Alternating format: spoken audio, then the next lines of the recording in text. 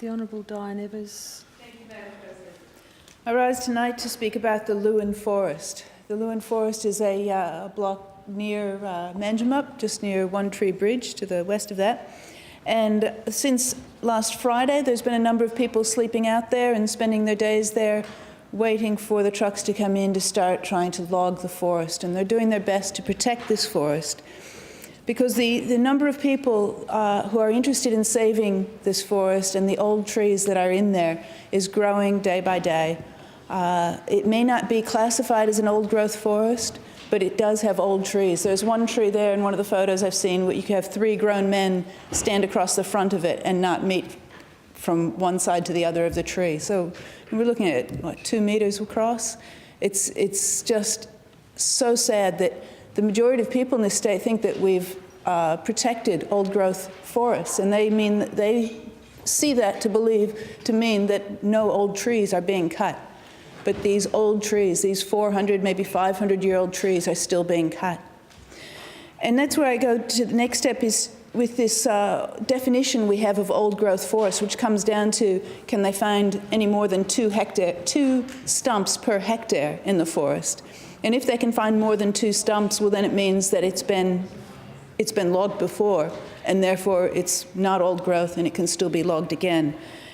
And it's just something that really strikes to the bone with a lot of people, that it's just not what they expected. They expected better, that we would maintain these old trees as well as the old growth forests. Now, we've just re-signed the regional forest agreement, which says that we don't need to get EPBC approval on these forests, coops, when we go in there to cut them. We don't need EPA approval. It's basically just if the state says it's necessary to cut the forests, then that's what happens. Now, if we did not sign that regional forest agreement and we got to the position where we could actually require EPBC approval, maybe there's someone out there that would say, hey, wait, this is a bad idea. We should not be cutting these old forests. But as it is, we continue with that.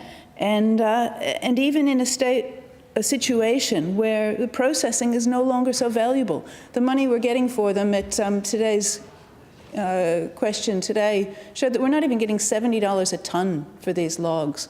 Now, you have to weigh up the costs against that, and you could look in the FPC annual report and see that we're not actually making money on native forests. And we could say, well, but it's there, it's still producing jobs. But we also find that the 2 largest mills that we've got, the Manjimup mill is struggling financially, while the Oz West mill is up for sale and not finding any takers. So really, their assets are becoming just the contracts they have for those logs. And that's partly because they're not able to sell it at the value, at the price that it takes to process it. So we're doing something wrong here. So what I would love to see is a review. In fact, I'd like to ask, when will we see a review? We need a review of the old growth definition. We need a review so that we can actually be protecting the forests we intend to protect. We look at the high conservation value forests. We look at the ones with the old trees, with the values that we need to maintain so that we have healthy forests long into the future. We also need to review the Forest Products Act, because the Forest Products Act says that we're going out there cutting trees in order to return a profit to the state. But the native forest isn't returning a profit to the state, so why do we continue with the Forest Products Commission? Why not go back to where we were 20 years ago and put that cutting and management of the forest back into the Environment Department, where it belongs, back into DBCA? So, that's something else. I would like to see a review done there and to see if we can go back to how it was, given we're not making a profit on that. And also, jobs. We talk about jobs, and the reason we're doing this is because it creates jobs. We've got jobs in cutting and shifting the trees, chipping the trees, exporting the trees. But on the other hand, if we change the way we do it and we manage those forests for the long-term health of the forest, we would still have jobs. Jobs in the nurseries, so growing the plants that we want to put back into to regenerate the forests that we've clear-felled in the past, or the ones that we've just destroyed through other means. Jobs in the planting of these trees and these other plants to make sure that we have a biodiverse system that is appropriate for the flora and fauna that we want to continue in this state. jobs in managing the forest, to actually go out there. I mean, why not have more training in the forestry industries? Training in being able to assess how to make a healthy forest, what we can do to manage it. And that comes into the realm of fire as well. What are the best ways for fire? The landscape is not the same as it was 200 years ago when we got here.